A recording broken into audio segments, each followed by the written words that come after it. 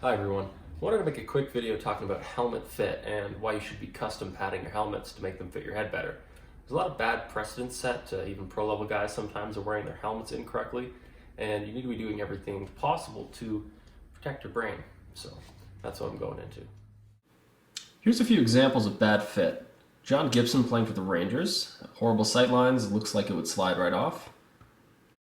And in this clip, it actually does slide right off, and he's lucky he doesn't take it in the eyeball or the teeth or anywhere else. Here's one from the GoalNet's Instagram page, Villa Huso, with a backplate gap a mile wide. On this one, poor Curtis McElhinney gets steamrolled. I know there's some head contact, but his helmet goes absolutely flying. A good fitting helmet is one that locks in the jaw as well as everywhere else, and it definitely would have helped here. If your helmet can slide off with all its straps on, it's not locked in properly. Alright, I phoned in a favor from Pixar for this example. This guy just bought a new helmet, but it's too big. It might fit front to back, but there's space side to side. So when a puck comes flying in from his beer league team's top sniper and inevitably domes him in warm-ups, the stiff composites in the helmet won't flex to absorb the energy from the shot, and his brain will lose some gray matter. What's supposed to happen when a puck or body hits you is that the helmet construction is stiff enough to eat and disperse the energy behind the impact. But if the helmet moves too much, that force keeps traveling instead of being stopped, and it travels right into your brain. Football helmets have more room for foam and compression tech to alleviate this energy transfer to the head, but this only works if the helmet actually fits. In general, hockey helmet tech is a joke, but at least goalies get stiffer composites versus players' flexible plastic. Alright, let's look at a goalie example again. Take this Poron 960. At first glance it fits me alright, but at closer inspection it moves around a lot on my face. At risk of being seriously injured, this would need to be addressed before I step on the ice again. But what am I going to do about it?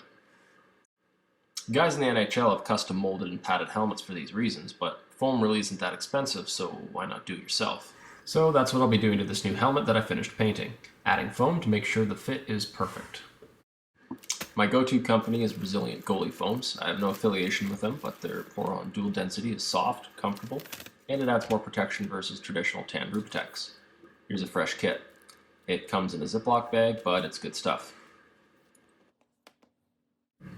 First, take your old foam out and use it as a template, and then chuck it in the bin because it's probably disgusting. I then use a double-sided tape to mock up where the new foam is going and check how it fits on my head.